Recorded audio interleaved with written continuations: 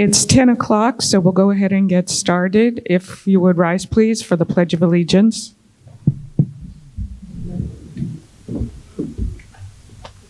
Oh, flag's gone. No, it's there. It's there. It is? Okay. You just can't see it from here. Okay. Sorry. I pledge allegiance to the flag of the United States of America and to the republic for which it stands, one nation, under God, indivisible, with liberty and justice for all.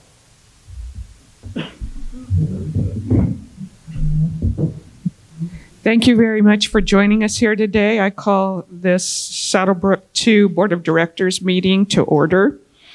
We are going to go a little bit out of our normal order today, but to begin with, my name is Therese Butler. I'm president of our board, and if our board members would like to introduce themselves, starting with Don. Director. Chuck Hill, Secretary. Mark Eckert, Director. Joe Ryman, Senior Vice President. Joyce Howard, Treasurer. Dan Lendiger, Vice President. Walter Yazzie, the Acting Assistant or Executive Director. Diane Flores, Recording Secretary. Thank you. We're going to start today's meeting with a report from our auditors, Beach Fleshman, on the 2021 audit report. With us today from Beach Fleshman are Rhonda and Dave, and they'll come up at this time.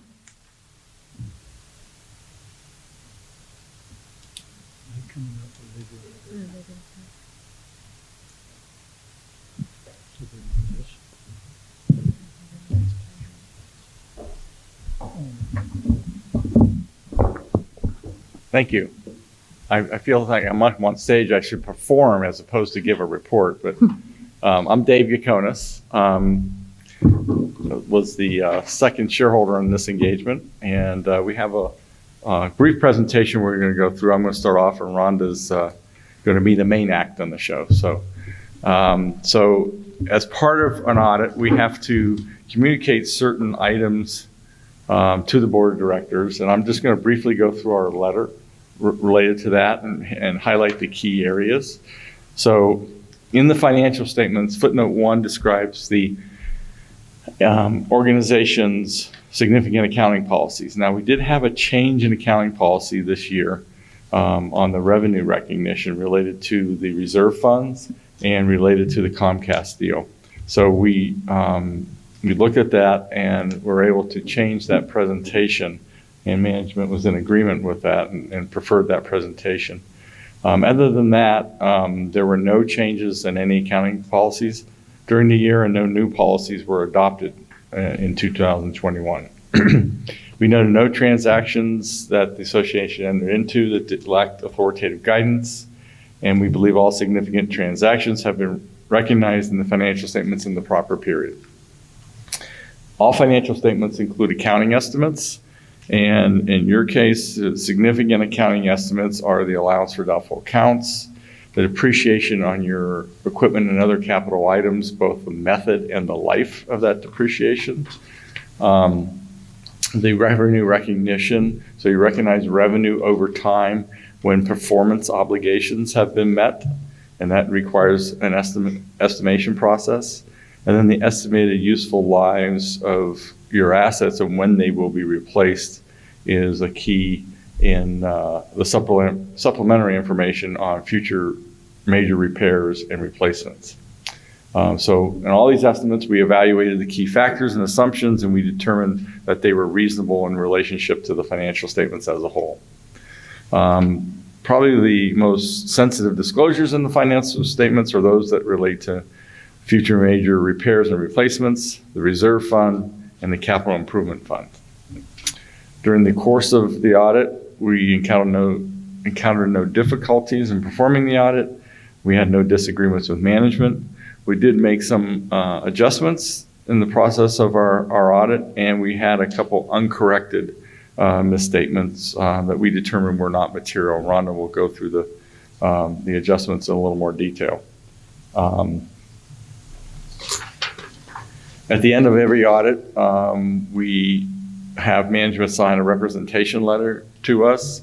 That needs to be dated the same date as our audit report.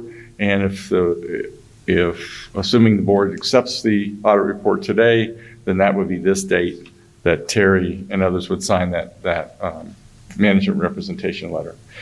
We're not aware of any consultations with other accountants during the process of our audit or beforehand. And with respect to the supplementary information that's provided on major repairs and replacements, the key there is that's unaudited by us. It's required by the accounting standards, but it's not something that we can actually audit because it deals with future events. You want to start the next part, or you want me to? Okay. All right. I know, if we have, do we have the slide going? If so, we can, there we go, that's perfect.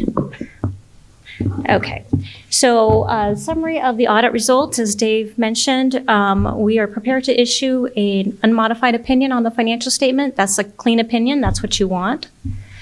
During the course of the audit, we're required to come in and get an understanding of the organization's internal controls. And if there are any control deficiencies that are considered to be material weaknesses or significant deficiencies, we're required to report those in writing. We're pleased to announce that we did see some deficiencies in internal controls, however, nothing that raised themselves to the level of a significant deficiency or material weakness. That is an improvement over the prior year. If you want to go on to the next slide, this is a summary of the adjustments that we posted when we came in for the audit. The first line, I was probably, sorry, a little bit small, but those are the numbers that were on the financial statements when we came in and started the audit. The first couple items are the change in accounting principles that Dave mentioned earlier, and the next 5 adjustments were the audit adjustments that we posted. If I'm in your seat and I'm looking at this, what I would focus on is the next to the bottom line that says balance fund effect. That tells you what was the dollar effect of the audit adjustments that we made. You can see that the effect was about $112,000. The net surplus when we came in was $2.9 million. So after our adjustments, it was $3 million. So that tells me that there weren't significant adjustments that were made, so that the numbers that you're getting periodically through the year are pretty clean and accurate numbers. The next slide, oh, I think there might be one more. Is there a slide before that? Or did it? I'll go back one slide. One more, the other direction, sorry. There should be a summary of past adjustments. Oh, sorry, okay, maybe it didn't get in this slide. During the course of the audit, sometimes there might be adjustments that we note that need to be made, but we pass on them because we agree with management that both individually and in the aggregate, they are not material to the financial statements. We had 2 past adjustments, and the amount of those was about $112,000. So again, not material, and we passed on those. This slide here is a 2-year historical of your balance sheet. What you'll notice is that the total assets increased $1 million in the current year from 2020 to 2021. The majority of that increase was in your cash and cash equivalents. Your total liabilities, which are your obligations, those decreased $2 million. And the biggest factor in that decrease was the PPP loan of about $1.3 million that was forgiven during the year. And then just a swing in your deferred membership or your prepaid member dues. That went down about $600,000. Your fund balances, the first line under fund balances is your operating available for operations. We call that your liquid fund balance. That factors out the amount that you guys have invested into PP&E, property, plant, and equipment. You'll notice that that was a deficiency of $116,000 the prior year, and it's now a surplus of $277,000. And then your reserves for your designated for your reserve fund, that increased about $2.1 million. And then the fund balances, you're designated for capital improvement fund, that increased approximately $675,000. So a very strong financial statement here. This is a 2-year historical look at your statement of revenues and expenses. If you look down at the bottom line, the excess of revenues over expenses, it was $3.1 million this year, an increase of $1.8 million from the prior year. The biggest factor in that increase this year is, again, the PPP forgiveness income that's included in that bottom line, and that was about $1.3 million.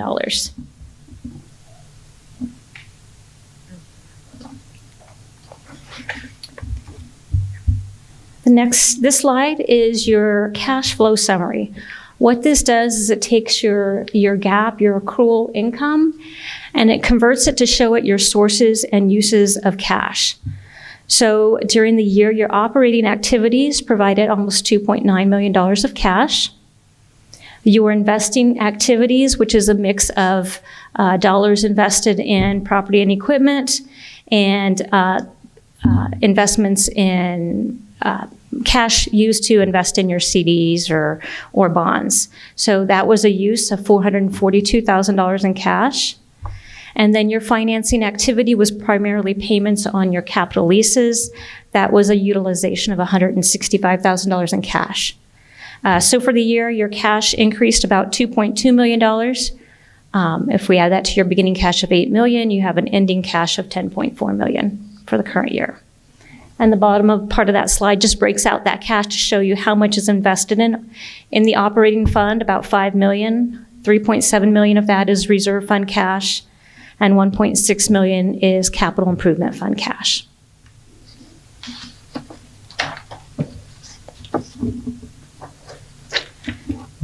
And the last slide here, well, I'll just mention, we like to keep our clients apprised of upcoming accounting pronouncements that will impact the financial statement. The one that is effective for your 2022 financial statements is a new accounting standards related to leases.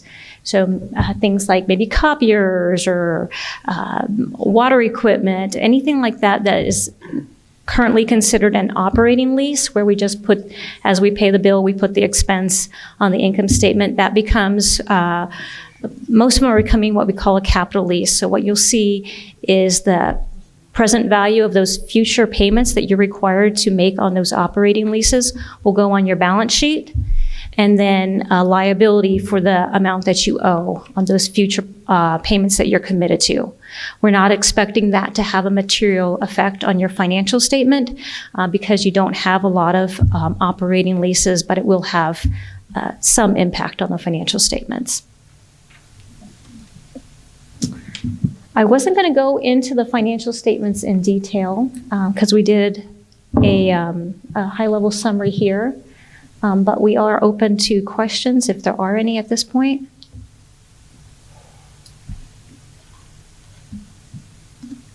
Any questions of the board? Everybody good? Thank you very much. All right. Thank Appreciate you. this. And you've given us good news. Thank you.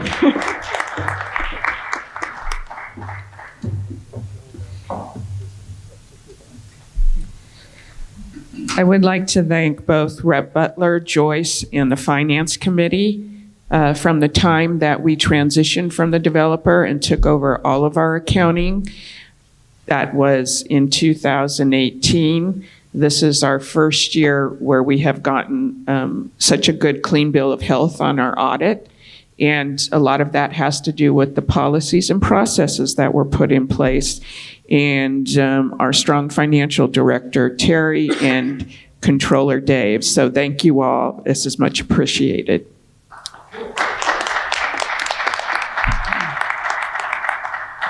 Okay, with that, we'll go back to our normal processes for business meeting. And the first is a report by Walter.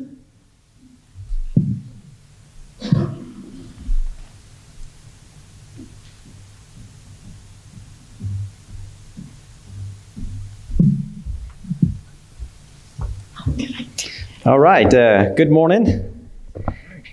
As always, I'm happy to be here. All right, so I'm going to run through just a quick top-level review of some of the stuff the staff is doing, and then I'm going to wrap it up with a few pictures, since we all like pictures, and then I'll call it good at that point. So to start out with, just a quick summary of what's going on. You heard about the audit, which is awesome. We had a good, strong financial setup there. Another thing that we're working on in the staff is, as they mentioned, the reserve study. So we've done one scrub of the reserve study, and we're working on a second scrub of the reserve study. So this coming week, I think I'm going to do that second scrub. The administration, a lot of you come up to the administration office and probably know Mary. Mary has been moved over to the accounting office, so she's working with Terry and Dave in the accounting office, and we've replaced her with Annette Lyons, who many of you, if you've been around for a while, know that she used to work for us, and we brought her back. So she's back at the front office also. Talking about finances, the 1st of June, you're going to see your second half assessment statements come out. So be looking for those electronically 1st of June. And if you don't get them electronically, they'll be followed up with a hard copy in your mail. The common area section. The common area section is working on the roadside landscape. If you live in 47, 48, 48A, you'll probably see them working on the roadside landscape. The other team is working behind the walls in unit 14, 15, and 17. So if you hear any noises, don't shoot first. Look over the wall and make sure maybe hand them a glass of water or something instead. The fitness center. The fitness center is going strong. Of course, you know, it's summertime and people are starting to leave, but the fitness classes are still remaining pretty much full. They have these session classes. They call them session-based classes, which are a set of maybe 6 classes that progress you through a certain skill. Those are pretty nice, so be looking for those. Maybe look into that and get some exercise that way. They also hired 2 new instructors in the month of April, so there's two more instructors that can offer different classes for those that like personal training. Food and beverage, I'm going to kind of skip on food and beverage because we've got a briefing from Alan here, just in a couple briefings here, so I'll just leave that to Alan. Lifestyles, May 26th is the wine dinner. Again, the wine dinner went well last time, so they added another one here on May 26th. Tickets are on sale now, so if you want to go to that, you can go up to the administration office and get a ticket. There's another show, Late Night Catechism. That's on Saturday, May 21st, and tickets are still available there. That was a show that was actually scheduled for 2020 but was canceled, so they've come back now. Golf maintenance. Transition from overseeding to the Bermuda grass is ongoing, so if you're playing golf, you probably noticed that on the courses. There's also sod work is taking place on the Preserve Golf Course. The fairway top dressing and sand deliveries begin at the end of this month, May 23rd. So there'll be sand in the parking lot of the MountainView. We try to put it down in the lower section so it's out of the way, but that's the only place we have to stage it. Aerification also begins at the end of May, 1st of June.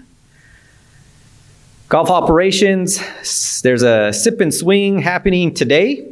But if you missed out today, don't worry. There's another one that will be scheduled for June 22nd, so you can get tickets for that still. Let's see here. The golf has, they're trying to, keep up the revenue during the summer when many of the residents leave, so they've booked a lot of different events. A lot of the local groups they've reached out to, and they've tried to get them booked to play this summer. Just a quick summary of the rounds. Mountain View has 18,252 rounds so far. The Preserve has 13,761. And for those of you that do quick math in public, that's 32,013 rounds total. Rounds down, that's 2,339 from 2021. Actually, less rounds this year. But when you look at the financials, I think financially we're ahead. Fitting days have equated to nearly $60,000 in revenue for up to this point this year, and we'll continue with those. All right, now human resources. Again, the big struggle with hiring people and getting people up here. You've all felt the effect as we've struggled with getting people up here. Last month we had about 20 positions open. We've made some progress. Now we have only 13 positions open, and we've got 4 new hires on deck here, so we might be in single digits come to the end of the week. Some of the things we did to address that when we got to the kind of a tipping point when people were just leaving and cooks were leaving and people were just seeing these other wages downtown. So we had to actually increase the rate of pay for the cooks and some of the other folks that were that are close to minimum wage. We had to raise those. But I think we did what we needed to do, and we've kind of stopped the bleeding, and now we're actually gaining and getting people hired here. And that good news, Alan will have some good news for you in his briefing there. If you didn't know it, the staff has a softball team. This is the second year that we've put together a softball team, and this Saturday we've actually coordinated with HOA 1, Oro Valley, Sun City, and the Highlands, and they all have softball teams, and they're going to come up to the softball field here, and Saturday we're going to have a tournament and see how our Scorpions do against the other HOAs. So I think this will be fun for us to reach out to the other HOAs and get to host them here. Let's see here, a little bit about a patrol. If you didn't know it, we have camera systems in most of the facilities, and now we've actually increased that. So we have camera systems in all of our facilities, mainly focused on entry and exit points and a few other points that are critical. So that system is now installed, up and running. So we've got a good camera system going. So just be aware and let your friends know that when they're in the buildings, they're on camera. So behave. Be nice to the staff, don't put anything in your pocket and leave. Right, Alan? Keep the silverware on the table and salt and pepper shakers. All right. Now, they're highly valued, especially if we mark them with preserve. Let's see here. The patrol is also doing a ride-along. So this is kind of neat. The patrol officers, Kim and Dale, will be riding along with their officers, and I'm just, again, refreshing them on procedures and trying to standardize procedures. So just another effort there. All right, so let's go into the slideshow, to the pictures, and we'll cover facility type stuff. All right, so, with the struggle with staff, we had to shut down the preserve a couple days until we could get the cooks back in order. But even when we shut down facilities like that, we don't just waste that time. Our facilities team goes in and takes advantage of it. We did a deep clean, actually, of the preserve on the couple days that it was closed. Next slide. If you don't know, we're moving away from our club management system called North Star. We're moving to a system called Total E Integrated. And in order to do that, we had to buy servers. And so up here on the screen, these 2 white boxes here, they don't look like much, but they're going to be our new servers, and they're going to be what host all of our club management, which holds all of your personal records, financials, and all that. So we're moving towards that. 1st of August, we plan to have that new system in place, but this is one of the first critical steps. Next, please. A long-going project we started last year was the renovation of the golf course restrooms. This has been one of those nightmare projects where we awarded the contract, and then we specified a certain floor, and then all of a sudden the floor wasn't available. So that delayed us, and then we started moving along and had not very good work, so we went back and talked to the contractor, and then the contractor we were working with quit and turned it over to his partner, and so we had to deal with, getting that back up and getting the partner back up to speed on what was lacking. But finally, I think we've got it nailed back down. So now they're installing. This one's actually on the golf course. This one's complete with new flooring, new base, painted walls. And some of them, if the toilets were bad, we put new toilets in. All the toilets are handicap level, 17.5-inch high, so they're not so low.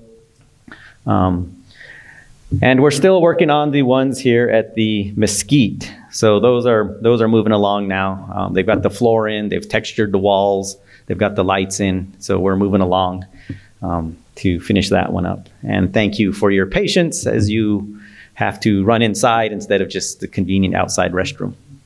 Next. All right, we're working on the roof at the Mountain View. We're redoing both the flat roof, the pitch roof. We're doing the underlayment there. We did the parapets because the parapets were deteriorating, but they were delayed.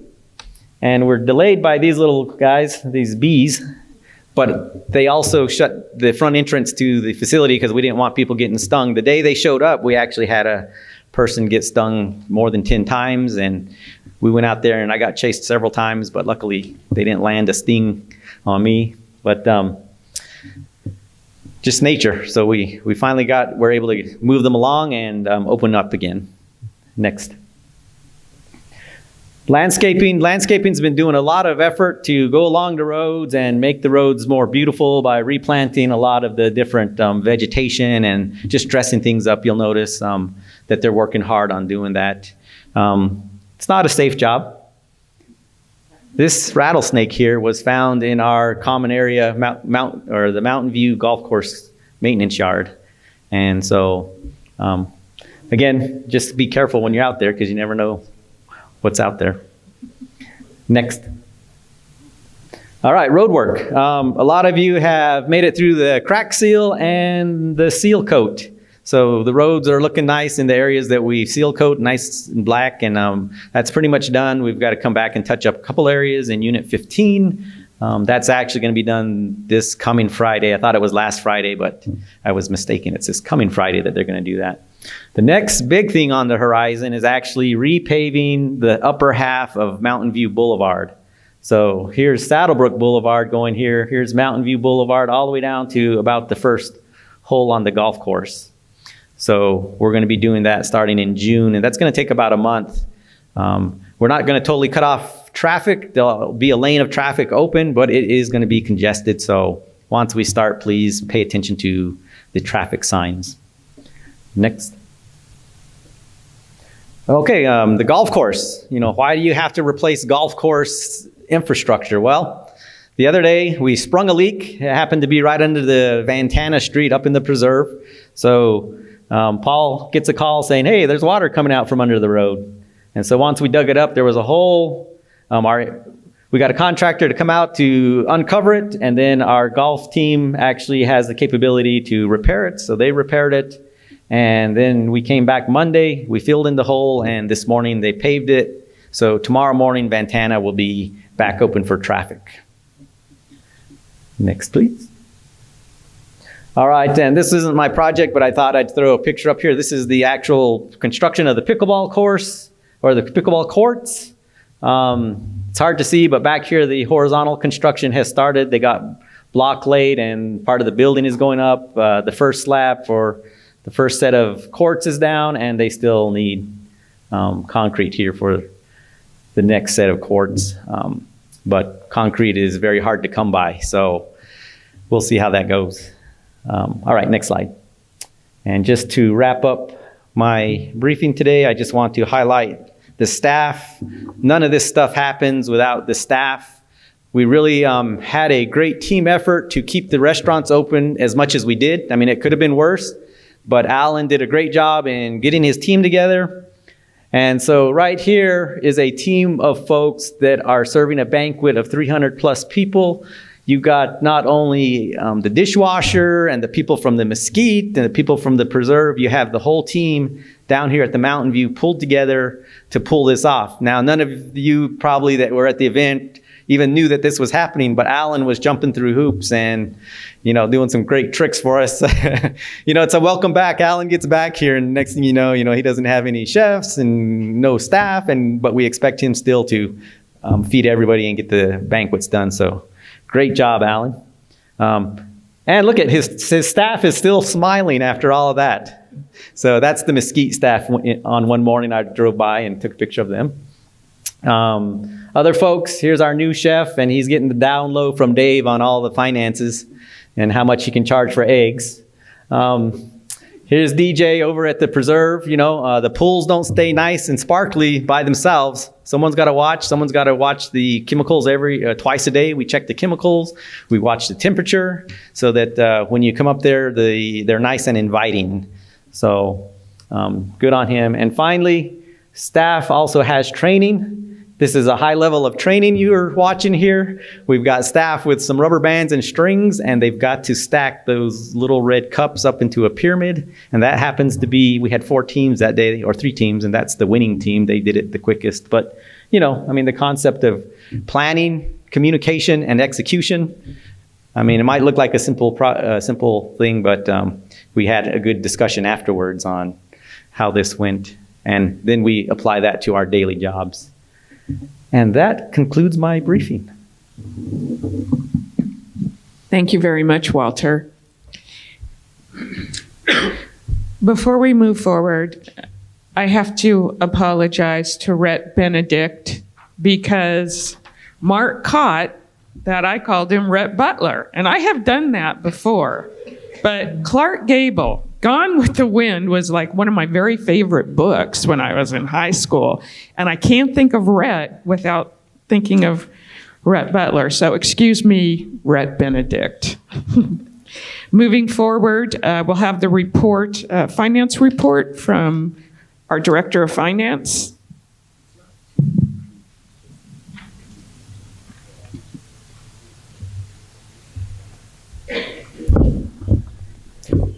Good morning.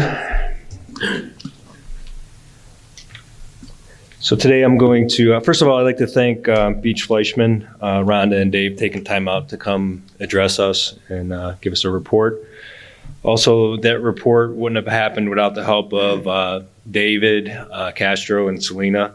And also, I'd like to welcome Mary on board and into the accounting position. So we're grateful to have her, but I am grateful for my staff and the people that put that together. I mean, there's a lot of work that goes behind it, and it gets to be tedious sometimes, but that's accounting. But it's good to see the outcome and the hard work that they put into it, so I appreciate that. And I also like to thank Joyce Howard for all her help and mentorship in the last few years for me, that's for sure. So appreciate it.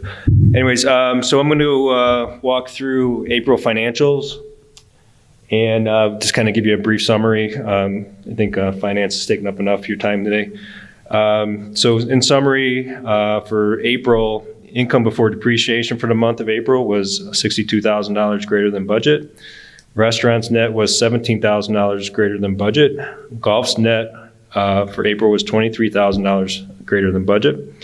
And fitness, theater, lifestyle combined was even about $392 greater than budget. So relatively good month. Our other income in April, other income is greater than budget by $7,000. And if you can go to the next slide, please, real quick. So let's go over the homes. There were 4 new houses closed in April, and bringing the year-to-date total to 13 homes closed. We budgeted 25 for 2022. There was 24 resales in April, bringing year-to-date resales to 79, and we budgeted 186 for 2022. Okay, if you can go back one, please. Okay, so back to this slide. April restaurants combined net income were $17,000 greater than budget. Net income for MountainView was $18,000 greater than budget. Preserve restaurant net was $1,000 less than what we had budgeted. MountainView revenue was $16,000 greater than budget. Mesquite revenue was $13,000 less than budget. And the Preserve revenue was $37,000 less than budget. And a lot of that is due to being closed. And again, with the labor shortages, everybody's well aware that's causing a lot of that. Cost of goods sold for For food at Mountain View was 31.6%. The cost of goods for beverages at Mountain View were 35%. And the preserve cost of goods, food was 47%. And the cost of goods on beverages at preserve was 31%. In combination, the restaurant's food cost of goods were at 36%, and beverages was at 34%. So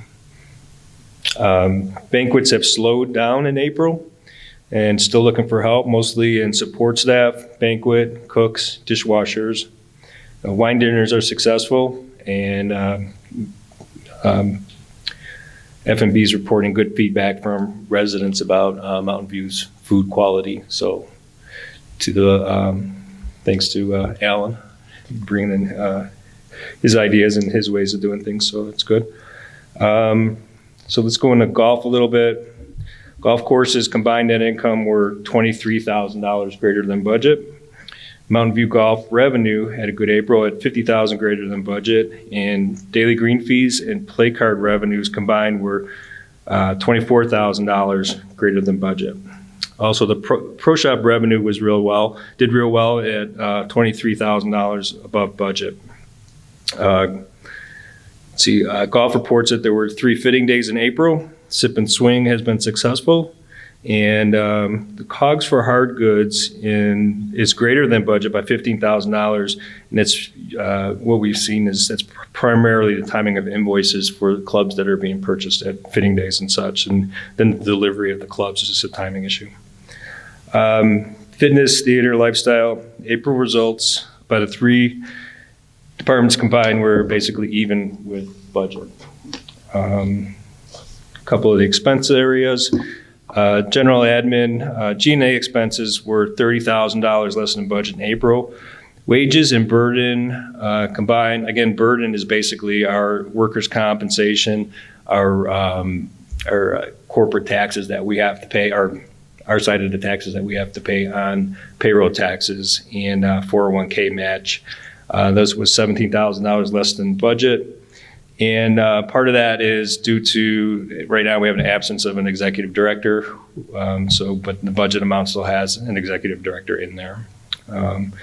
There's also timing of audit expense. That means that we haven't been billed yet for our audit that we had just gone through, but our budget was timed for April, May timeframe. So we have a little bit more budget in there until we get those expenses in. That'll take care of that. We'll expect that gap to close when the audit bills arrive and a new executive director is hired. For facilities expenses were $6,000 greater than budget, primarily due to pool natural gas, which was $18,000 greater than budget, and electricity was $6,000 less than budget. So it's facilities. Common area expenditures were $8,000 greater than budget. Majority is due to attributable to repairs and plantings from the storm from Labor Day of 2021, which we already received payment from the insurance. So we recognized that insurance revenue last December, I think it was, whenever we received the money, but we don't actually get the expenses now until this year. So Anthony's not really getting dinged for those expenses. They're just over and above, and it's already been covered by the insurance. So, patrol expenses is under budget by $1,500, and they are looking for a new patrol officer. So, again, they're having labor issues too. So, all of this information can be found on the SaddleBrooke 2 website. It's under governance and financial statements. So I know some people have a hard time finding that. We're going to try to see if we can move that from governance out into its own category as financial statements and make it easier for people to find. So, and that's what I have. Okay. Thank you very much, Terry. Okay, thank you. I'd like to point something out also, a difference between pre and post transition. For those of you who have been here a number of years, if you recall, prior to transition, when our financials were being reported, they were at least 2 months behind. And those financials were coming from RCI's corporate headquarters who did our accounting. And it used to drive us crazy, those of us who were on the board or members who are very savvy with financials. It's like we shouldn't have to wait that long to figure out how we're doing. And so I just wanted to point out that, as you see, the financials that are being reported are for last month. And I'd like to applaud staff for that too. Thank you.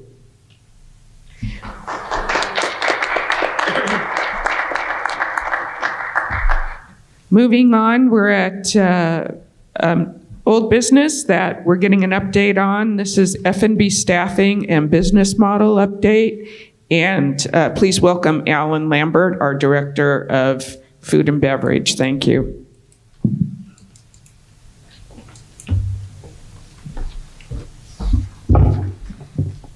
Hello, everyone. My name is Alan Lambert. I'm the Director of Food and Beverage. I just wanted to say thank you to everyone that came out to Cinco de Mayo, our Easter buffet, and Mother's Day buffet. My staff really enjoyed it. You guys are a hoot. We love to see you out there, so I just want to say thanks. So yeah, staffing's been an issue. I've been here for 5 months now, and it feels like I've been here for 3 years. It's been a rocky road for sure. But we're going to go over some topics today. One's challenge and opportunities, the options that we've explored, where we are now, our operating model, our budget impact, and the conclusion. Next slide, please. So the challenges that we've come across is the unprecedented labor and supply chain pressure. There's a nationwide labor shortage. It's not us, it's everyone. You can't go into any restaurant without seeing a help wanted sign.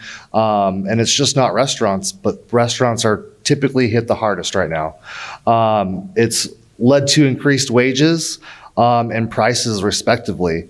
Local wage increases have been monumental with a $2 to $4 increase for just cooks alone. That on top of our current inflation rate at 8.5%, it's been really tough to find employees. Really, our wage increases have been market driven. We're trying to stay competitive as much as possible.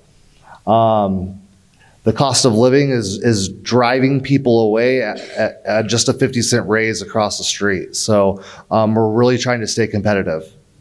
Opportunities, really we're going to try to simplify menus with fewer options and focus on efficiencies and quality. So really what I'm going to try to do with our menus is to really decrease the menu size, but really focus on quality. We're going to identify opportunities for automation, invest in labor savings technology. So really, we kind of have this stuff now, but really we're trying to utilize them more. We have ovens in the kitchens called Alto Shams. They are a multi-combi ovens. They do smoking, baking, steaming. We're finding ways to increase productivity. Substitute plant-based proteins for more price volatile traditional proteins. Really, this is the residents want this. They want more healthy, they want plant-based proteins. So we're going to really kind of lead into that and lean into that and listen to our residents. So we're going to put more plant-based items on the menus, which really leads to the overall health of the community. Next slide, please. We've explored the following options. Fully staff the Mesquite at MountainView Bar and Grill, open 7 and 6 days a week respectively. We've explored blackout days, Mondays and Tuesdays at all restaurants. Really, it's hard to do with banquets. We've revisited grab and go, take and bake, and or snack bar type options for closed days. Repurpose the Mesquite for multi-use community space. Open the Mesquite at 8 a.m. instead of 7 a.m. Maybe changing the preserve operations model. We've looked at transporting employees just to get more employees. Really, these weren't really viable options for us, other than maybe opening up the Mesquite 7 days a week and Mountain View Bar Grill 6 days a week, respectively. Next slide, please. Well, where we are now, 2 months ago, Mountain View staffing was a concern. Now with the addition of Josh Willett, our executive chef at Mountain View Bar and Grill, the Mountain View culinary team is almost fully staffed and really performing well. We're getting really good feedback from the residents, and it's really awesome. In April, concern really shifted from Mountain View to the Preserve with a huge loss in staff. We were just really kind of bleeding staff up there. Today, Mountain View needs 2 more cooks. We've done really heavy hiring at the Preserve, and now the Preserve needs 1 more cook and 1 executive chef to be fully staffed. At the end of this meeting, we'll talk about operations, but we're almost fully staffed in all departments now. Our operational model. Really, F&B budgets were designed based on the following. The Preserve lunch and dinner served Wednesday through Sunday, 5 days a week. The Mesquite Grill was really built to be a 7-day operation for breakfast and lunch. Mountain View Bar and Grill was built for dinner served Monday through Saturday, 6 days. So we're lacking there right now. We're missing a day at Mesquite, and we are missing a day at Mountain View Bar and Grill. Our members here and our residents, they are expecting sit-down full service at all 3 of our restaurants. So the grab-and-go aspect that we looked at is really just not going to work for us. And they're really expecting lower than market price items. A lot of our residents, they're at, we're retired, obviously, and they're at fixed income. So they're wanting really affordable meals. Next slide, please. Budget impact. So currently we're running 17.31% under wage budget. And really that's because we couldn't find staff, and we're still not currently staffed. So we expect to operate under wage budget through the end of this year because of the time frame that we are now. And overall, we're running 30% under our expense budget. Our revenues, we are performing 9.2% under our revenue budget. It is down $128K against budget. Banquets contributed significantly to the revenue performance. Really, that had a lot to do with COVID. People were still really afraid to go out at the beginning of the year. They were either canceling their banquets or moving them until they felt more safe. So really kind of we're still feeling the effects of that.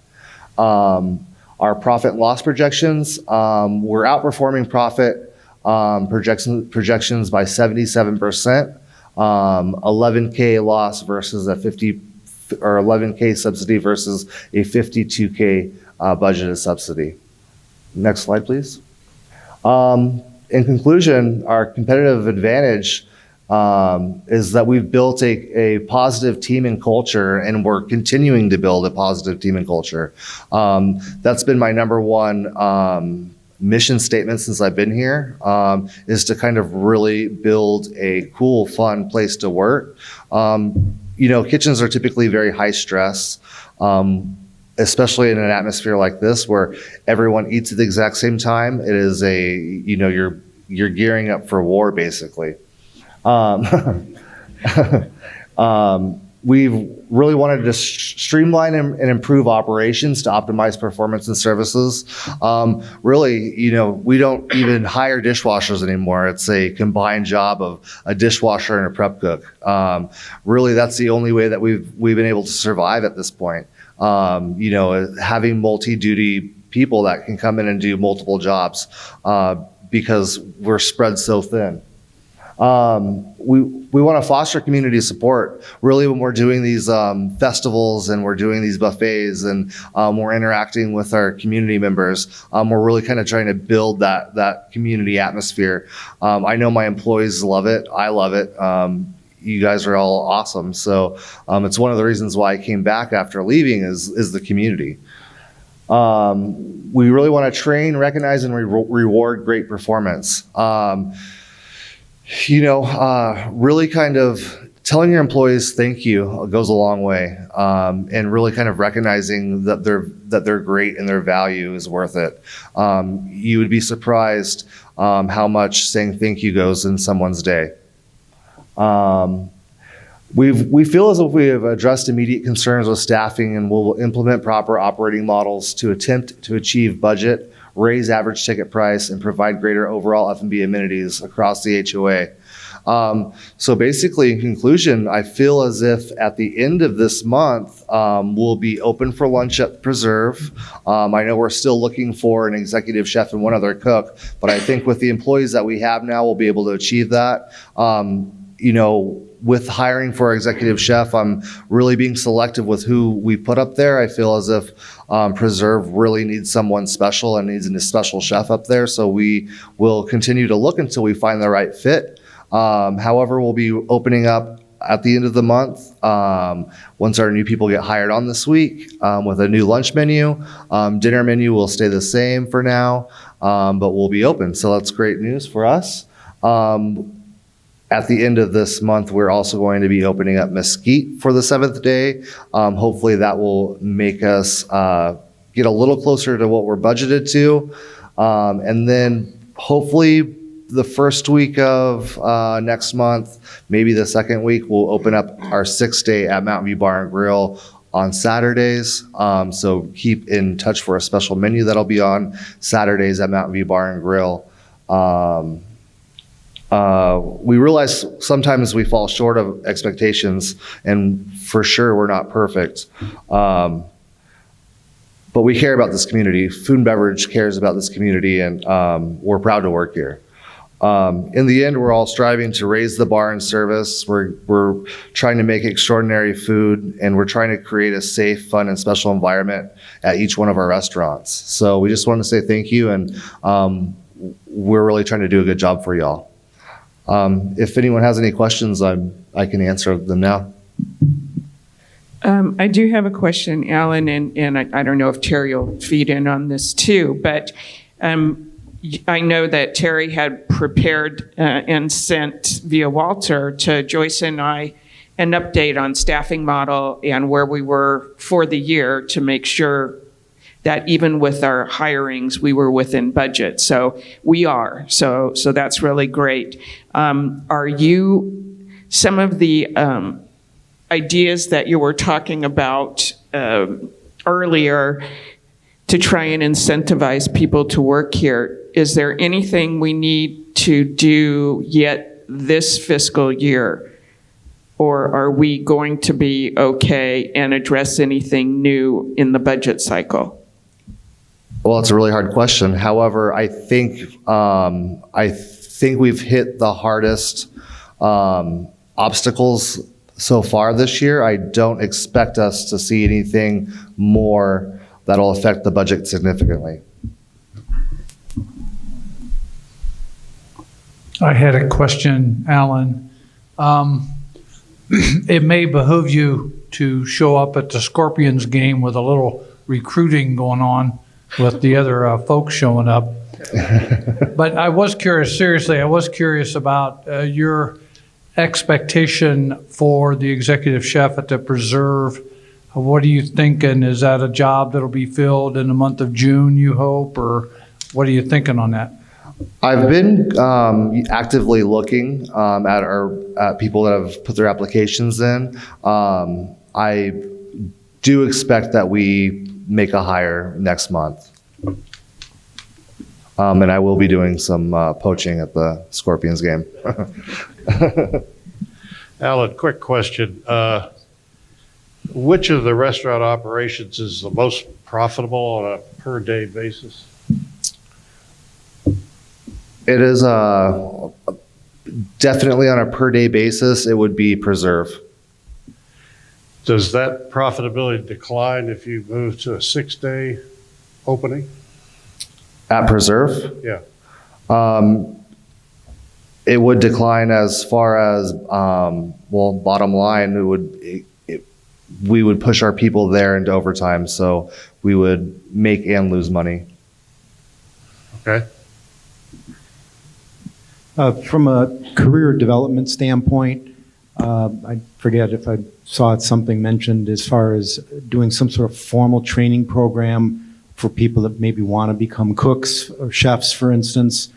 I don't know that we have anything formal today. Is there any thought about coming up with something more formalized to give the career aspirations of the employees a chance to move up internally with some sort of formal training program that they could go through, or is it more informal? It is definitely more informal. I have 2 dishwashers that were hired on this year for Mountain View Bar and Grill with 0 culinary training whatsoever, and they are currently now prep cooks. So we do informal training. These 2 young men, have the desire to learn more, and we foster that.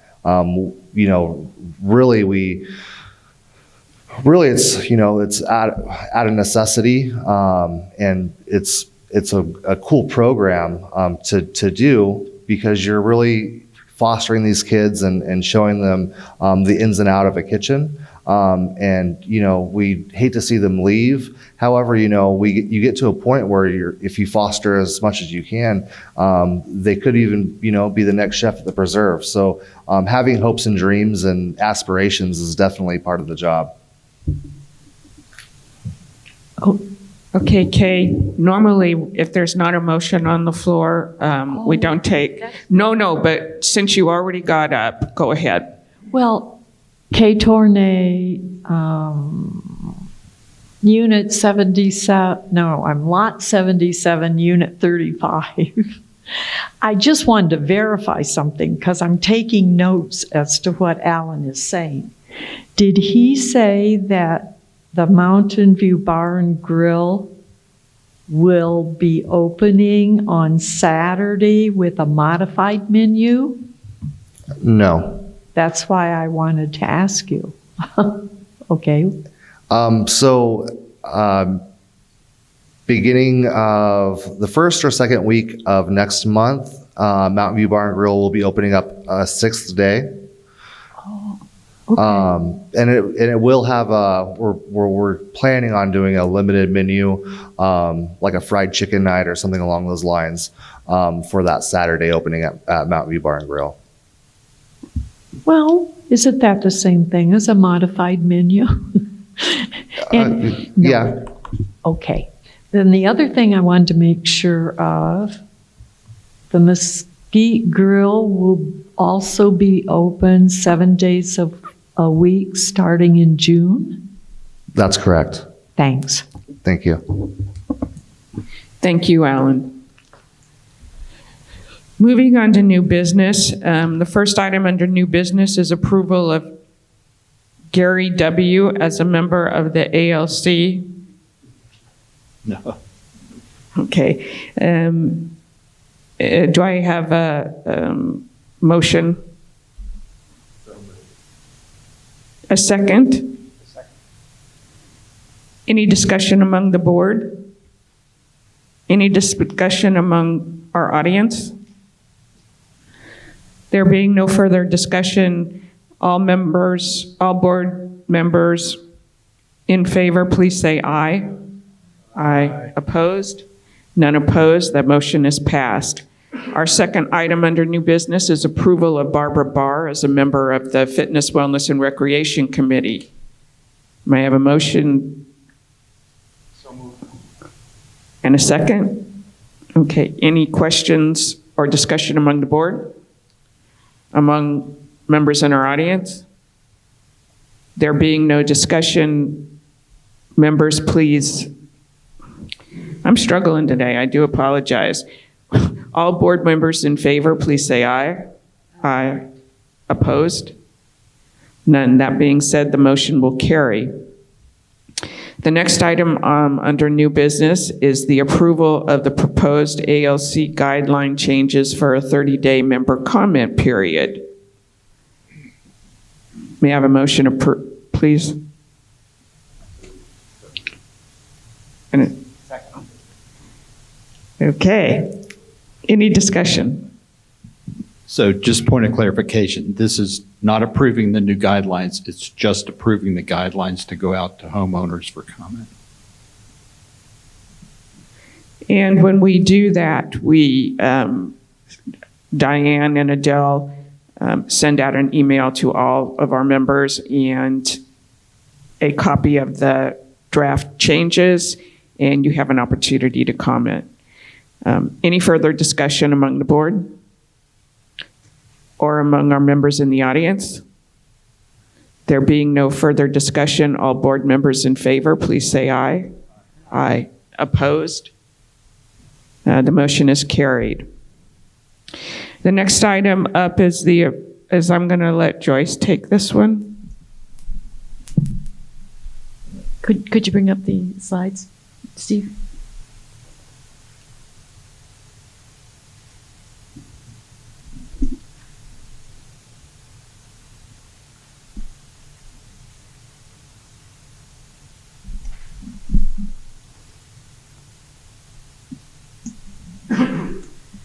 Okay, we had a board working meeting last week to discuss the MountainView Golf construction project.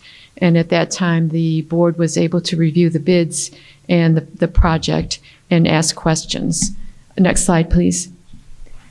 So the scope of the project is as defined up here. It's replacing the tee boxes, the bunkers, replacing the irrigation system, doing some turf reduction, and the cart path from hole number 9 to number 10.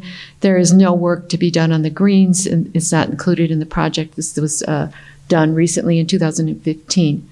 The other item here was the project was had two options, whether we would do it in 1 year over a 6-month period, or whether we would do it in 2 years with 1/9 done in each of 2 years, 1/9 done in 23 and 1/9 done in 24. And that would require that the golf course be closed for 4 months in each of those 2 years. Next slide, please. So here's how the bids came in. So the 1-year option, you can see the Desert Reflections bid up there was significantly less than the other two at about $5.7 million. And the 2-year options, are reflected up there as well. So as the board went through the discussion, we kind of focused in on the 1-year option as being more desirable financially, since we would only have to close the golf course in 1 year. So we would lose that revenue in only 1 year. And also, as we did the survey, 2/3 of the residents said that they wanted the golf course to close just in 1 year. Next slide, please. So with that, I make a motion to approve negotiation of a contract with Desert Reflections for the 1-year Mountain View Golf construction project. So moved.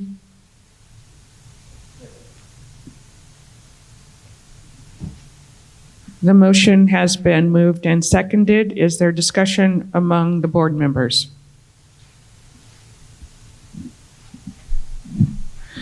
I want to emphasize that where we are at is, if we approve this, we are saying that we will do the project in 1 year in 2023, and that we now enter into the negotiation stage of a contract, which allows us to nail down certain things.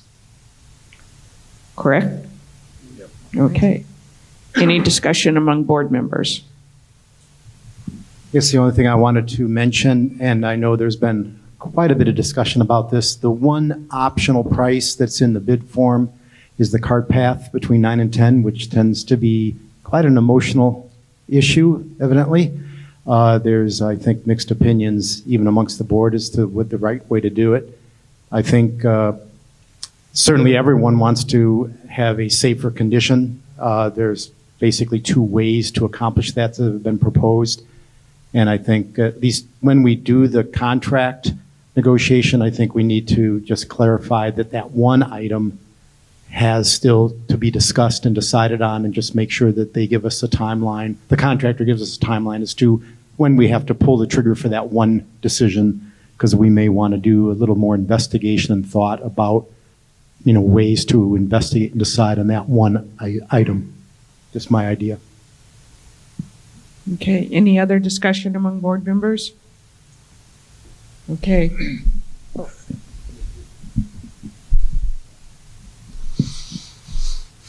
Just one clarification. We are approving the negotiation, but before the negotiation is finalized and we sign a contract, that will come back before the board. Yes. I'd just like to make a comment. This is a short presentation, obviously, on what was a long meeting last week at the ballroom in the golf town hall. So there's a lot more detail behind all of this. This is a significant project, obviously, but there's a tremendous amount of other detail behind this work. And I would encourage all of you, if you did not attend that golf meeting, town hall meeting, or you have not seen it online, that you do that to really understand the significance of this project, why it's taking place, and the importance of it to our community. You really need to get the background information on it. So I just encourage you to be well informed and to look at the video and the presentation material that are now resident in our website, so you can do it at your leisure. Thanks. The only other comment I would like to add to make it known to all the members in the discussion of the negotiation of the contract, since we're at least a full year away from the start of the contract, it is my understanding the contractor has or will insist upon the ability to change his bid prior to the actual start of construction. We also then have a decision at that time to make as to whether we cancel the project, try to find a different approach, or absorb the potential increase in cost. And that's not a guarantee there's going to be an increase in cost, but I think we just need to know that the contract would be somewhat open-ended, as I understand it, with their ability to come back and rebid just prior to starting the contract. Yeah, one other comment to add on what Dan said. I also encourage everybody to look at the details of this project. We have probably received a dozen comments from people so far, but we would certainly encourage you to read through and make any comments that you may make, positive or negative, about the project, so we get a better idea of how the community feels about it. Okay, any discussion among members in the audience? If you have a question or a discussion, please come to the mic. Give us your name, unit, and lot number, and there's a 2-minute maximum. Thank you.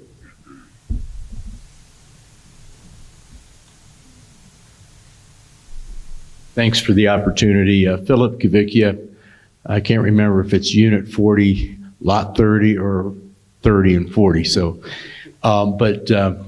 yeah, I did look at some of the, not the video yet, but I looked at the, I think the PDF or the PowerPoint, and there is a lot of detail there. But on the contract with the contractor, if that's going to be somewhat open-ended, please include some language in there somehow that, you know, it's only going to be so much open-ended, because if it goes to an open book, you could easily be at that 10 million where the higher priced contractor was. And I'm sure all of you are aware of that, but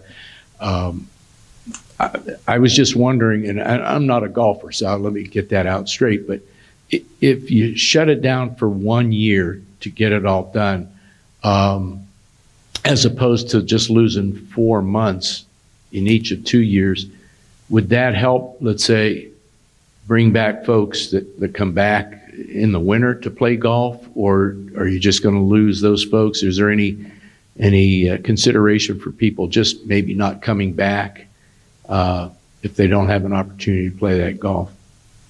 The period when the golf course would be closed would be next April through the summer. So by the time snowbirds are coming back, the course will have reopened. Oh, okay, I see. So it's not a complete calendar year, it's a golf year, if you will. Yeah, it's Very the, good. right. Okay. It's the time when they can do the mods and then get the grass to grow again. All right, thank you, appreciate it. Uh-huh.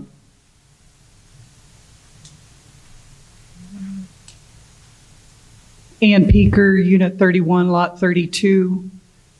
I don't think I've seen anything in the Mountain View reset plans that addresses the status of the lakes on that course. There's 2 of them.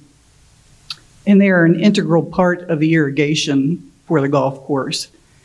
And I would hate to see us negotiate a contract with someone and not address whether or not those lakes need to be rebuilt. They certainly need to be cleaned out, and at some point, they're going to need resealing, which is a lengthy process, I'm sure.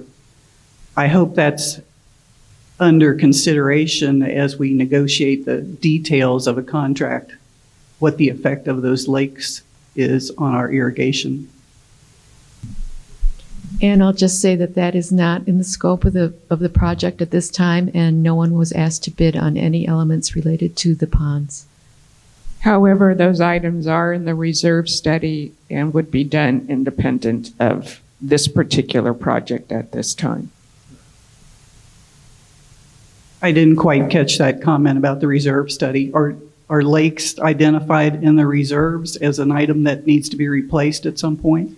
The maintenance of the ponds is something that is already planned for by the golf management, and it's already planned for in the reserve study. It really has no direct involvement with the rebuilding of the Mountain View, but all of the work that's required to keep the ponds up in good condition, whatever it's cleaning them or whatever it is, that's already planned for in the reserve study. If you look at it, it has been in the reserve study, and so it continues to be as a plan. The timing of that really has nothing directly to do with the rebuilding of the golf courses, but it's already planned for to keep the ponds in good condition long before the thought was even to redo the golf courses. So that's covered already, just not part of the construction of the Mountain View Golf Course, other than they're a water supply for the irrigation system, just like they are now.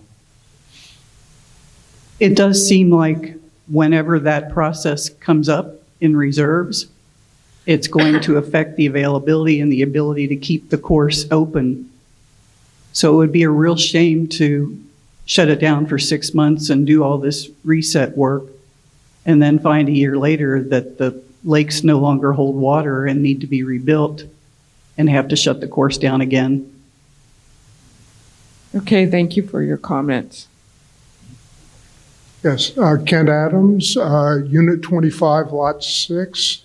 My concern is basically I saw nothing in the presentations nor in the details that talked about water use efficiency, because one of the key things about redoing the course is to reduce the amount of water that we're using per Department of Water Resources edicts.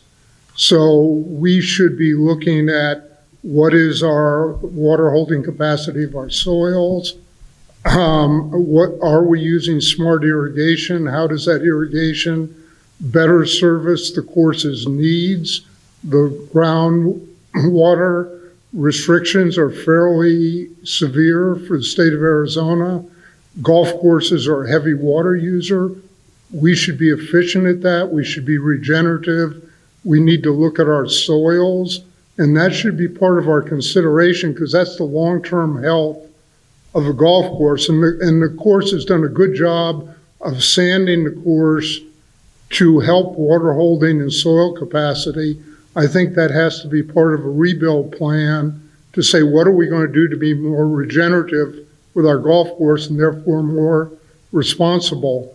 And that's my comment. I'll take it if I can. I'm sorry, I didn't catch your name. Ken Adams. Ken, okay. Ken, thanks for the question. One thing that may not have been clear, but it was mentioned in the town hall, part of this project is a turf reduction part. And what that really means is that we need and are anxious to take care of our golf courses with less water long term. Some of that water resource will be mandated to us by the state of Arizona and other powers that be in terms of the amount of water we can use to manage a golf course. All golf courses will have that same mandate. Part of this construction project is to identify the amount of turf that we want to irrigate versus the amount of turf that we really don't need to irrigate. And that's in the current design. So when this project is completed, we will have reduced the amount of turf we're irrigating to what would be considered a new standard that we anticipate will be coming in the next few years from the state of Arizona.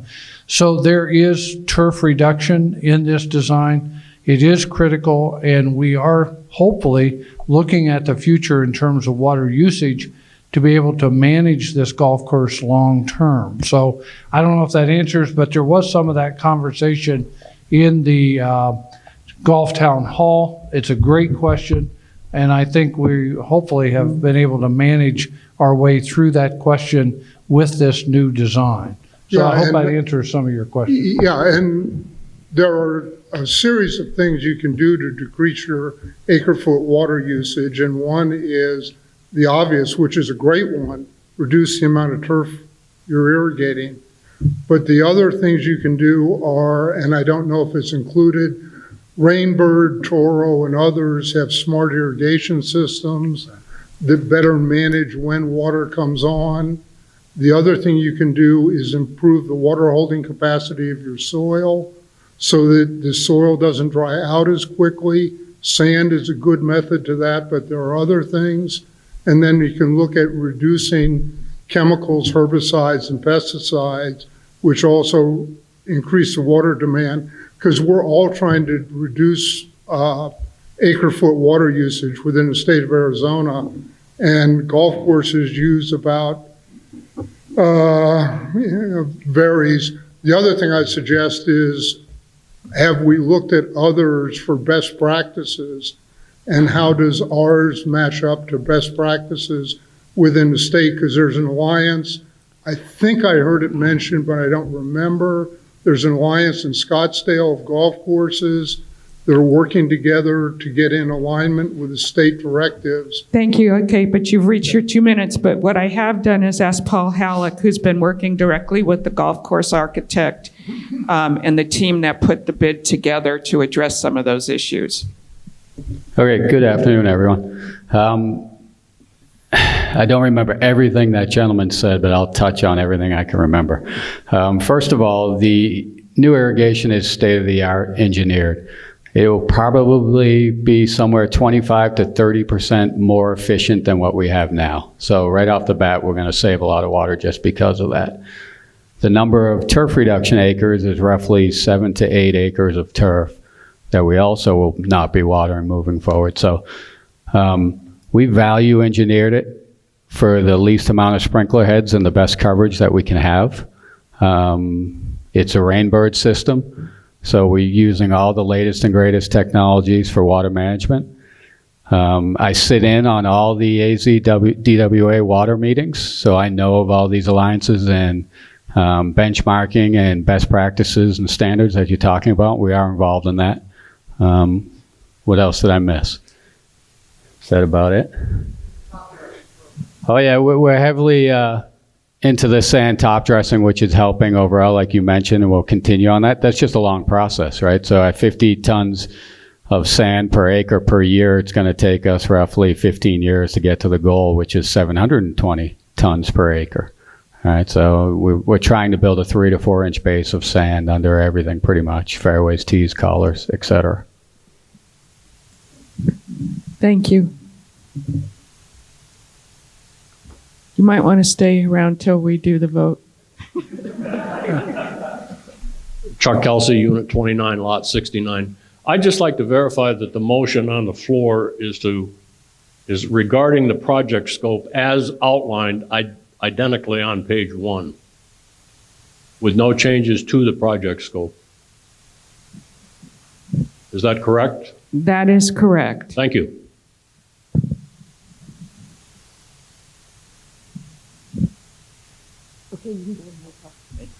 There being no further discussion, all board members in favor, please say aye. Aye. Any opposed? There being no opposition, the motion has passed. The next item on the agenda is the approval of the 2023 budget guidance. Actually, the next two items are being taken by our treasurer. So I'm going to turn it over to Joyce. Okay, next slide, please. Get closer. Yell. You yell at us. Get it out of there.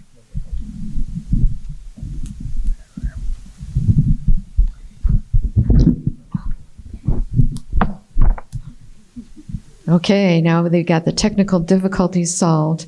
I'm going to talk about the budget process today. This is the time of the year when the board approves the guidance that will be provided to staff on creating the 2023 budget. And this year, along with the 23 budget, we are doing a 5-year plan, which will cover the years 23 to 27, with the first year of the plan being the 23 budget.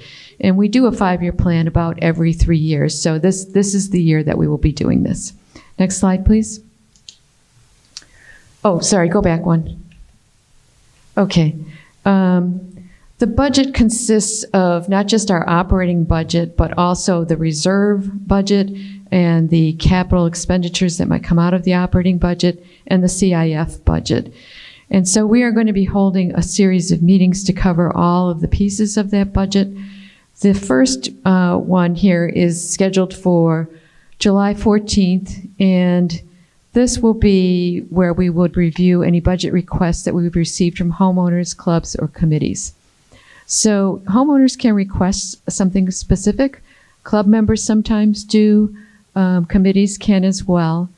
And there is a form that will be published about the 1st of June where you can put in the description of your project and how much funding you're looking for, and that will be submitted to Terry Dempsey, our finance director, and that will be due on July 1st. Then on July 14th, we will be holding an open meeting where those individuals who have submitted requests can actually come and make their case face to face. This will be open to all homeowners to come and make their case or to listen to what everyone else has to say. The next thing that the Finance Committee is going to be focusing on is the reserve budget. And this is going to be a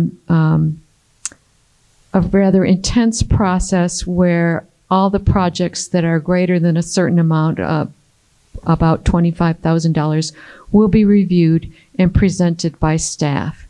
This will be done at an open meeting on August 25th. So we will be, board members will be invited to attend to review those particular projects, and the staff members will be asked to make a justification for their request. And the final piece is the operating budget, which covers our amenities and our operating expenditures. And that piece will be covered at an open meeting on September 30th. At that time, we'll also be looking at the 5-year plan for the operating budget. The staff will be also presenting their operating budgets at that time. On November 2nd, we will hold the town hall to review the budget. And this will be more of a summary level budget. So if you really want the details, come to the earlier meetings. The town hall is going to be focused more on the summary level. After that, the Finance Committee will make a recommendation to the board, and the board will vote to approve the budget at the regular board meeting, which will be on November 18th. Next slide, please.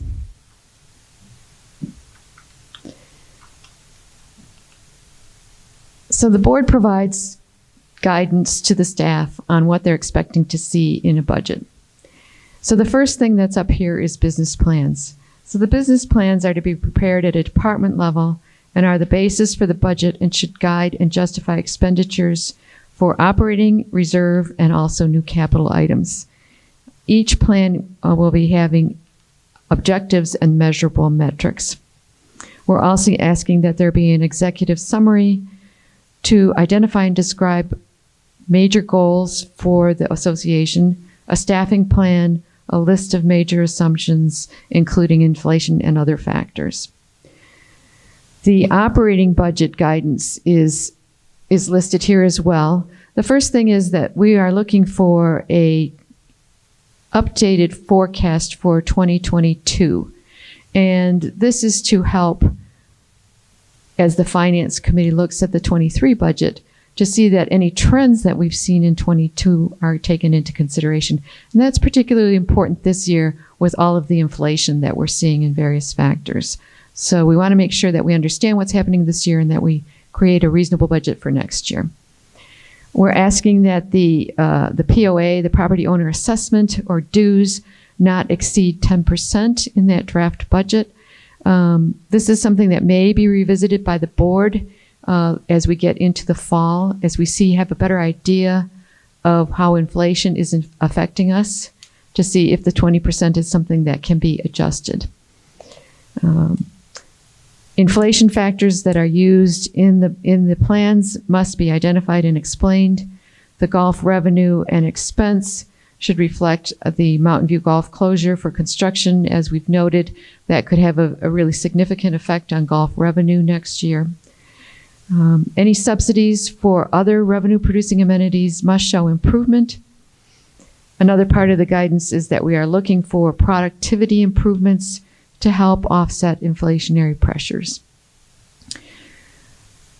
The goal for net cash generated should be about 2% of our operating expenses, and this is consistent with what we've done over the last few years, and in fact with what has been met. And any capital expenditures that come from the operating fund, that would be for things that aren't covered by the reserve fund, that would be essentially new items, will not exceed $300,000. Next slide, please. For the reserve budget, funding will be consistent with the new 2020 reserve study. As Walter pointed out, we have a draft of that that's under review. We expect to get that finalized by about the end of June. So that should be included in this new budget and 5-year plan. Again, the reserve expenditures need to include the Mountain View Golf Reconstruction Project. And as I said earlier, any reserve projects over $25,000 are going to get extra scrutiny. So we'd like to see those justified and documented in the business plans. And for the Capital Improvement Fund, any projects that are coming out of that must be approved by the board. So that's the board guidance that will be going to staff. And so next slide, I make a motion to approve the 23 budget and 5-year plan guidance. So moved.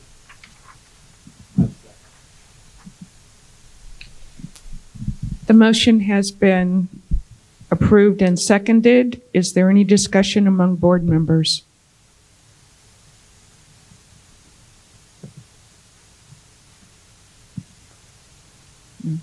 Any discussion among members in the audience? There being no discussion? Oh, excuse me. Chuck Kelsey, Unit 29, Lot 69.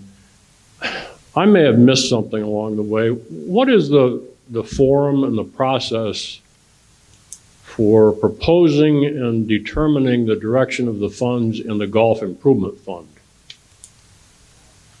There's nothing in the budget about that. I guess I'm just unfamiliar with what the process is. The Golf Improvement Fund is a portion of every golf payment is set aside into this special fund. So a portion of the annuals, it applies to play cards, and it also pay as you go.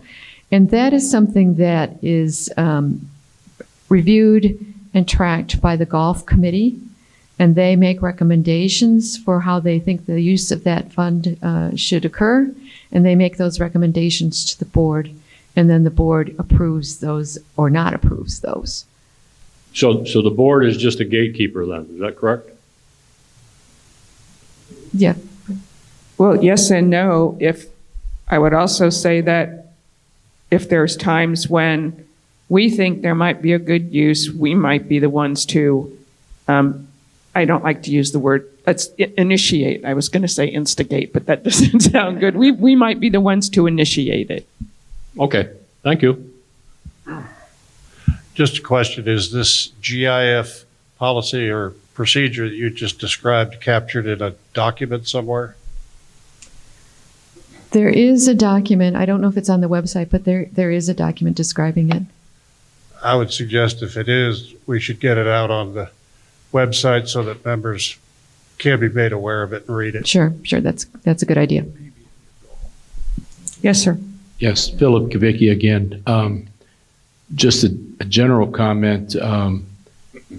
Obviously, SaddleBrooke it's a golf course community, so we understand the value of maintaining, the courses and staying ahead of things. With the inflationary pressures that everybody's facing, and those will be hopefully anticipated in the budget, but just a general comment. One of the reasons we bought here was we felt that the monthly dues were very reasonable, okay? And just from a personal perspective, if there has to be any special assessments to help with the golf, I would recommend, or at least I would feel more comfortable paying it as a one-time lump sum, or maybe paid it over 2 payments, whatever it is, as opposed to trying to roll in a 10% increase in the dues for the next 3 to 4 to 5 years. Because once you get to a certain point, I think new home buyers really look at that, and I'm just kind of throwing that out to have a consideration as you finalize it. Thank you. Thank you. A point of clarification on his comment there, just to make people aware. If you were to assess for the entire project, it would run about $1,830 per rooftop.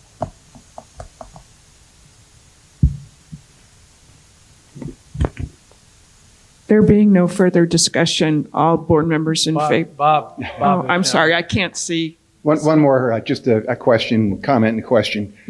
I know in the past, I think starting in 2019, maybe even prior to that, the board was asking department heads to develop their business plans. And in 2019, I read them and they were pretty substandard. In 2020, Damon had arranged with the Eller School of Business and the MBA program at the U of A to work with department heads to put those business plans together. And they did improve.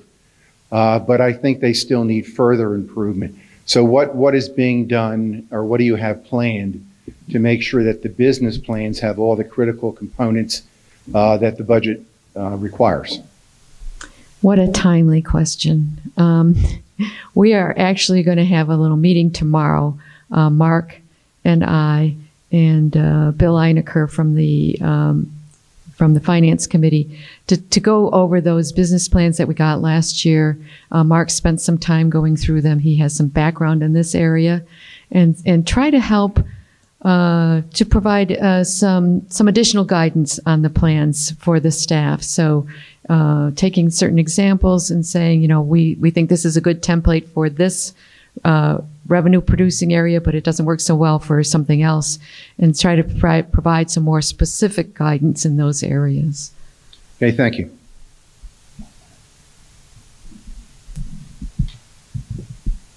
Okay, now there being no further discussion, board members, all those in favor, say aye. Aye. Opposed? Okay, the motion has carried. Now we have a treasurer's report investment update. Okay, thank you, Therese. I know. Dan thinks I'm hogging the meeting. Okay, today, next slide, please. Today, I just want to give an update on where we stand with our cash and investments. As of March 31st, we had $12 million total in cash and investments, and you can see the breakdown up here in this pie chart. So nearly half of that is in our reserve fund, and another 38% is in our operating fund, and 13% is in our capital improvement fund. And each of those funds serves a different purpose, which I'll discuss in a minute here. Next slide. Oh, we're already there. Okay. The operating fund Its purpose is to pay for our ongoing expenses, such as our admin and facilities and common areas, and it also covers any amenity subsidies, our food and beverage and golf and fitness, etc. The other thing that it covers is any new capital assets that aren't covered for by the reserve fund. This fund comes from our dues. And it is maintained in checking and savings accounts, but there are no investments in the operating fund as it's used for day-to-day type of activity. The balance at March 31st was $4.7 million, which is up down just a tiny bit from where we were at the end of the year at 4.9. The reserve fund serves to cover our major repairs and replacements of assets. The funding for this fund is approved by the board during the budget process. And it basically comes from dues, and a portion comes from our community improvement fees, that is the fees that come from home resales. We have checking and savings accounts, and we also have investments in CDs, treasuries, money market funds, and corporate bonds. The balance at the end of March was $6.1 million, with $1.9 million being in checking and savings and $4.2 million in our investment accounts. And our investment accounts at that time had about $500,000 in CDs, $2.5 million in treasuries, and the rest in money market and cash. Next slide. The Capital Improvement Fund, its purpose is to acquire major assets or expand existing facilities to provide benefit to the community. The funding comes from the community improvement fees, which come from home resales, and this is allocated between the reserve and the Capital Improvement Fund as determined by the board. In 2021, 5% went to the reserve fund. This year, 25% is going to the reserve fund. This fund has checking and investment accounts, again, and possibilities are CDs, treasuries, and money market funds. And the balance there was at March 31st was $1.6 million. So here's the composition of the reserve fund. And you can see a big portion here, the green part here, 40% is in U.S. Treasuries. And the CDs are the gray portion there at about 8%. I'll point out there that the CDs matured in May, and that was $500,000. And one of our T-bills matured in May as well, and that was for $750,000. So we're sitting here with about $1.25 million that we are considering what we should do. How much of that can we reinvest? How much of that needs to be available for our future anticipated reserve expenditures? Next slide, please. So here's how our expenditures are expected to go. The first bar here, the red one, is what we spent in the first quarter. That was just about $900,000. The second quarter is really big. And one of the major items in there is road work, the Mountain View reconstruction that Walter was talking about earlier.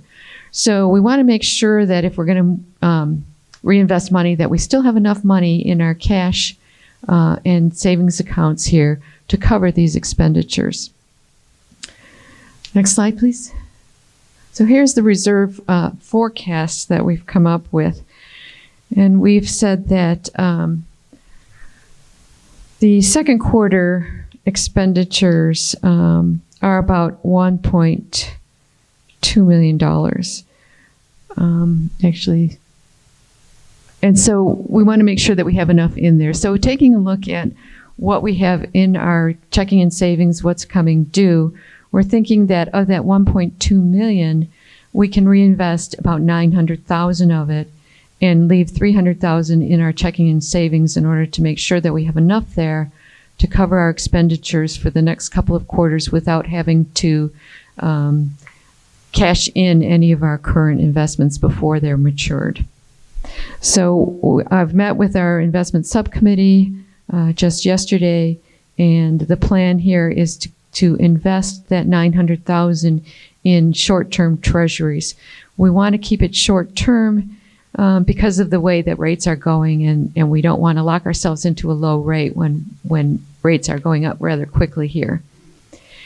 And the other thing I wanted to point out is that our current investments in treasuries are basically laddered. So we have some that are maturing basically every 3 months over the next 9 months. So that gives us some flexibility to take advantage of changes in rates, and also to make sure that we are going to have some investments that we can draw on if we need them for our expenditures. Next slide. So the Capital Improvement Fund doesn't see anywhere near as much activity at this point. We've been building this up. About 2/3 of it is currently invested in U.S. Treasuries, and the rest is basically in cash and money market funds. And again, we're using a laddered approach with our treasuries here.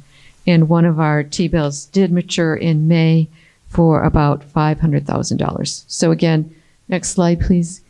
Taking a look at our expenditures, we have 2 big items coming out of the CIF fund plan for this year. The first is for the pickleball construction, including the restrooms, which is for about $310,000. We expect that to be paid in the second quarter. And the other item is the golf cart structure, which is about $245,000, and we expect that to be done in the fourth quarter if all goes well. Next slide, please. Okay, so here's our forecast for our balances in our checking and in our investment accounts and the total balance. So you can see that there's not much activity here. Basically the checking account and the savings account will be sufficient to cover those expenditures we anticipate through the rest of the year, when you also take into account what will be added to this fund from our home resales community improvement fees. So we're not anticipating to have to cash in any of our investments at this point. And the T-bill that is maturing, or has matured actually, will also be reinvested in short-term treasuries. So in summary, our treasuries are laddered with amounts maturing every quarter, which provides us flexibility to take advantage of changes in rates, and also to make sure that we have cash available for our expenditures that are coming up. And considering the estimated timing of the reserve and the CIF fund expenditures, a portion of the reserve fund short-term investments will be liquidated, about $300,000, to cover second quarter expenditures. The CIF cash balance is sufficient to cover any planned expenditures in 2022.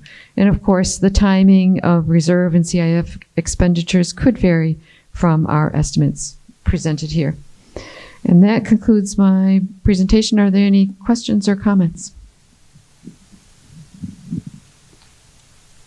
There being none, I'll move to the... No. Apparently there is. No, I just, if show of hands of people are still awake. Are you still here? Cool. Okay, good. Thank you, Joyce. You did a great job. Always concise. That's my comment. Thank you. We'll move to the next agenda item, which is announcements. Our next executive director coffee is scheduled for Wednesday, June 1st. Sometimes during the summer months, we do cancel those, and so just watch to see when we get our Monday message whether that one stays on the books or not. Our next regularly scheduled board meeting is September 21st, and the for the record distribution is May 27th. And now it's time for board member comments. Do any board members have any comments? No. Okay. There being no further comments, this board meeting is adjourned. And we now open it up for member comments. The same protocol still carries: name, unit lot number, and 2-minute max. Thank you. Teresa, Matt Cambick, Unit 49, Lot 147. I want to congratulate the board. The decision you made today was just another decision in the work of the board. It's been a 17-month journey. And I just want to congratulate the members of the board, the members of the staff, and the members of the golf committee that have been digging into this for 17 months. There's a lot of questions asked today. There's a lot of ignorance about how much work we're doing to get our hands around what I think is the most vital of all the great amenities we have here in our community. But what you did today sends a significant shock across the community that you're going to stand up and meet the obligations of sustaining these golf courses. And talking to an awful lot of members in the community, there was a lot of doubt. So I commend you, I applaud you for your efforts, and I thank you for serving the community. Thank you. Eric Zobel, 42-138. Terry mentioned our build out is 3293 houses, and we're about 171 short of that now. There's an empty lot next to the golf cart cross from Desert Sun to Golf Course Road. Is that lot for sale, or is that being reserved for some other reason? I never see any activity on it. I don't know. That's a Robeson thing. I'm not sure.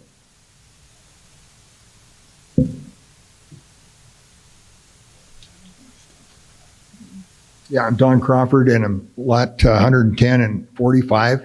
A couple of comments. One, I think our entrance on 77 is pretty bland, if you will, and it's only outdone right now by the lack of maintenance. I think we all drive by that every day, and if you look around out there, it's full of weeds and that, so it's not a very good reflection on what our community really is. Next, who is in administering or managing or overseeing the Comcast work that's going by every one of our houses and tearing stuff up and damaging our facilities, curbs, asphalt, stuff like that? Who's monitoring that? How's that going to be taken care of? It's going by my place right now, and there's some issues I have relative to getting restoration done on the stuff on my landscaping that's in place that, they've come in and tore up, and I want to know who to contact in our board. I've been directed to talk to the contractor, which I have no contractual liability with, responsibility to, or anything else. So somebody needs to, from the HOA, be managing this project. I drive through several times a week to look at where they're working. There is a process to, if they damage your landscape, you send an email with pictures. We prefer you send pictures also, and you send that to Diane, and then Diane actually sends it over to Comcast. And Comcast has actually set up a office where they have a lady that actually receives and manages all of the complaints that come in from the community. And they're pretty quick at dispatching someone to come out and look at the complaint that you have. If you've already submitted a complaint, let us know, and then we also go back to Comcast and let them know that this is, the second round or third time this has been addressed, and they're usually pretty quick at fixing those up. Okay. So Diane Flores, if you send her an email, and definitely we like pictures because that helps with getting it fixed. Well, and I put 2 calls into you and hadn't heard back, so that was one of my concerns.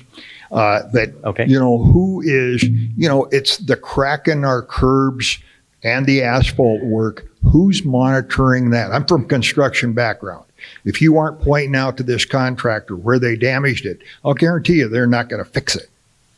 And unless somebody's, tasked with that job, it's not going to get done. Correct, yeah, and I'm the one that watches over that. So if I'm missing that, then yeah, I need to do a better job at looking after that. No, it seems like that should be, we took on how many $100,000 from them. We should have dedicated some of that to administration of it. The other thing, food and beverage service. God, we're real. Excuse me, you've used up your 2 minutes and you're on to another subject. You have others if you want to just go to the end of the line.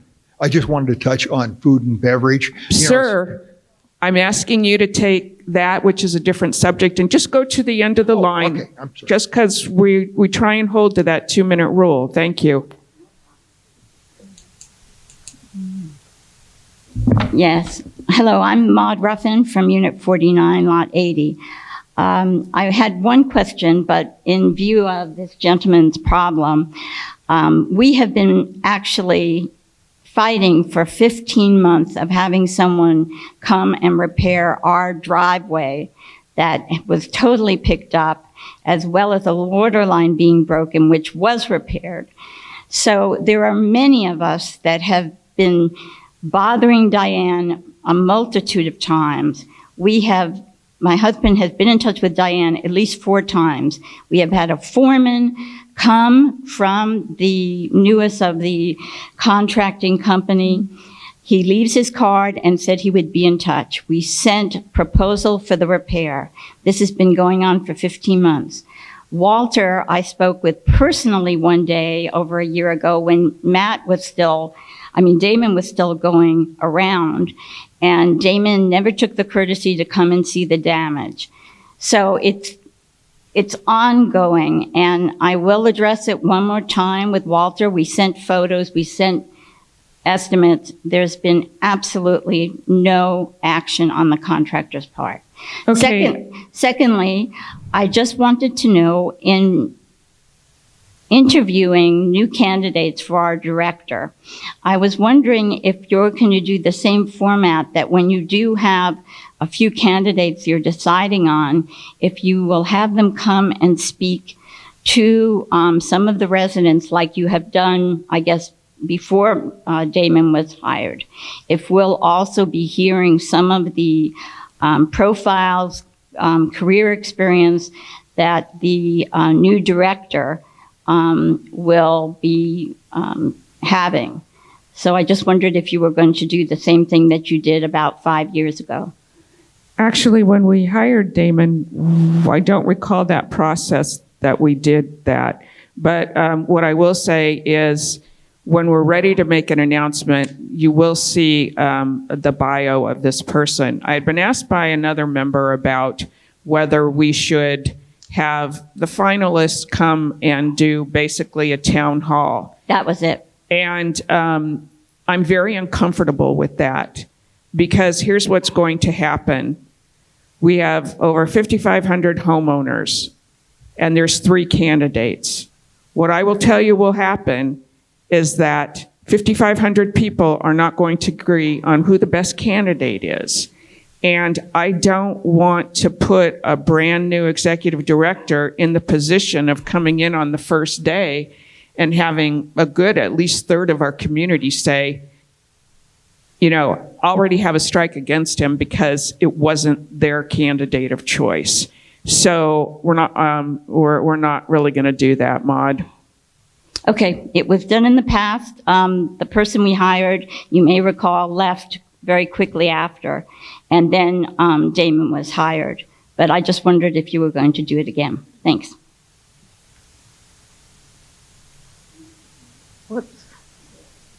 Kay Tournay, Unit 77, Lot 35. It's a follow-up to what she was talking about. At what stage of the process are you in right now in hiring a new executive director? An offer has been made to an individual. They have until Friday to accept or reject. Thank you.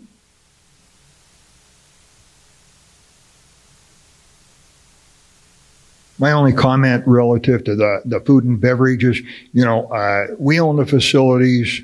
Food costs, or what the food costs are, seems like our big variation is in the wages, and we need to attract those folks. Somehow it seems like the costs that I'm seeing in like the preserve up there for the lunch menu is way higher than you see at the ranch and or local community restaurants. I'm not sure why. And have you ever done an analysis on what it costs to have the restaurants open?